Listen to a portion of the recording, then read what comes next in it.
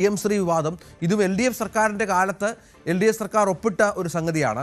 ഇതിൽ UDF എന്ത് നിലപാടെടുക്കും എന്നുള്ളത് രാഷ്ട്രീയ കേന്ദ്രങ്ങൾ ആകാംക്ഷയോടെ ഉറ്റുനോക്കിയിരുന്നു. കേരളം തന്നെ ഉറ്റുനോക്കിയിരുന്നു. അന്ന് PM ശ്രീയെ എതിർത്ത ഒരു കാരണവശാലും PM ശ്രീ സംസ്ഥാനത്ത് തങ്ങൾ അധികാരത്തിൽ വന്ന് നടപ്പിലാക്കില്ല എന്ന് പറഞ്ഞ ലീഗ് കൂടി ഭാഗമായ ഒരു മന്ത്രിസഭയാണ് ഇപ്പോഴുള്ളത്.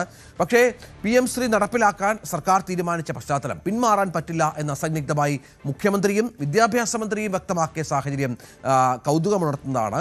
അതിൽ ഇന്ന് നിയമസഭയിൽ PM ശ്രീ വിവാദം നിയമസഭയെ പ്രക്ഷുബ്ധമാക്കുമെന്ന വിവരം കൂടി പുറത്തുവിടുന്നുണ്ട്. സർക്കാർ സംഘപരിവാർ അജണ്ടയ്ക്ക് കൂട്ടുനിൽക്കുന്നുവെന്നാണ് പ്രതിപക്ഷ ആരോപണം. മനസ്സിലാക്കണം, PM ശ്രീയുമായി ബന്ധപ്പെട്ട് LDF സർക്കാരിൻ്റെ കാലത്താണ് ആദ്യ അനുകൂല തീരുമാനം ഉണ്ടാകുന്നത് എന്നുള്ളത്. CPIയുടെ വലിയ എതിർപ്പ് ഇതിലുണ്ടായിരുന്നു. തുടർന്ന് ഒപ്പിട്ടെങ്കിലും നടപ്പിലാക്കാൻ തുടർ നടപടികളുമായി മുന്നോട്ട് പോകാതിരുന്ന ഒരു സർക്കാരാണ് അത്. അന്ന് വലിയ വിമർശനം ശിവൻകുട്ടിക്കെതിരെയും പിണറായി വിജയനെതിരെയും ഒക്കെ ഉണ്ടായ പശ്ചാത്തലം കൂടിയുണ്ട്.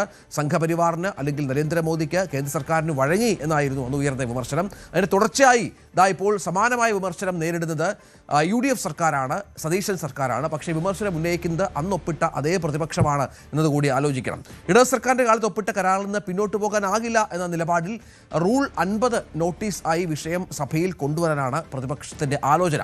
സതീശൻ അവതരിപ്പിച്ച ബജറ്റിന്മേലുള്ള ചർച്ചയും ഇന്ന് സഭയിൽ ആരംഭിക്കുകയാണ്. BV അരുണ് ചേരുന്നു. അരുണ്, അസാധാരണമായ ഒരു രാഷ്ട്രീയ തർക്കമാണല്ലോ അരുണ്.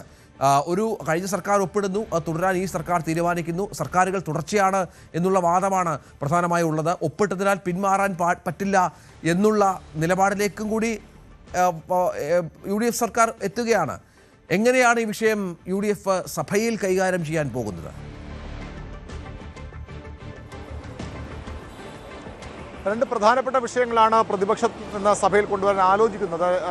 ഏതായാലും തീരുമാനമായി കഴിഞ്ഞു. നമുക്ക് ലഭിക്കുന്ന സൂചന ഇന്നലെ ലഭിച്ച സൂചന അനുസരിച്ച് PM ശ്രീ വിവാദമാകും ഇന്ന് സഭയിൽ വരിക. PM ശ്രീയിൽ സർക്കാരിനെ പ്രതിരോധത്തിലാക്കാൻ കഴിയുമെന്ന പ്രതീക്ഷ പ്രതിപക്ഷത്തിനുണ്ട്.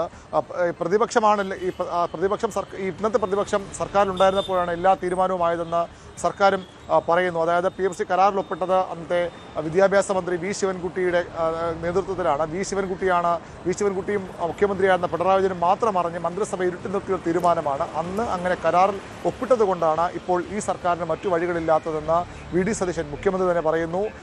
എതിരഭിപ്രായമുണ്ടെങ്കിൽ പോലും മുസ്ലിം ലീഗിനൊക്കെ ഇപ്പോൾ സതീശനൊപ്പം നിൽക്കേണ്ടി വരും. തീരുമാനത്തിൽ പിന്നോട്ട് പോകാൻ കഴിയുന്ന നിലപാടിലേക്ക് ലീഗിലെ മന്ത്രി ശംസുദ്ദീൻ അടക്കമുള്ളവർ എത്തുന്നുണ്ട്. MSFനൊക്കെ എതിരഭിപ്രായമുണ്ട്. ഒരു കാരണവശാലും അത് മുന്നോട്ട് പോകാൻ കഴിയില്ല നിലപാട് MSF സ്വീകരിക്കുമ്പോഴും ആ തർക്കം അവിടെ നിൽക്കുന്നു.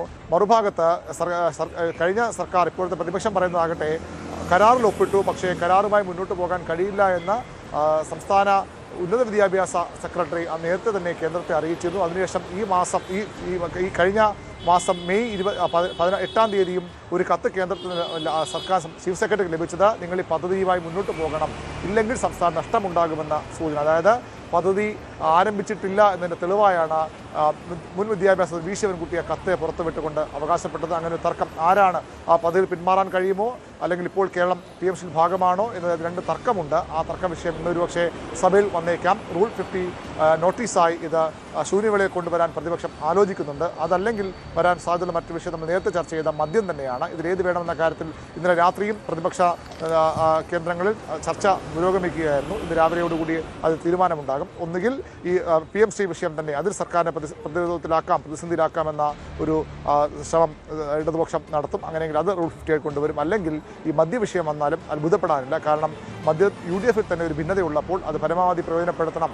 ഈ ബെക്കാടി പോലുള്ള ബഹുരാഷ്ട്ര കമ്പനികൾക്ക് വേണ്ടിയുള്ള അഴിമതി നീക്കമെന്ന ഒരു ആരോപണത്തിലേക്ക് അത് വളർത്തിക്കൊണ്ടുവരാനുള്ള അവസരം സഭയിൽ തന്നെ വിനിയോഗിക്കണമെന്ന അഭിപ്രായവും ഇടതുപക്ഷത്തുണ്ട്. അത് ഏതാനും സമയത്തിനകം അതിൽ തീരുമാനമുണ്ടാകും. ശരിയായിരുന്നു.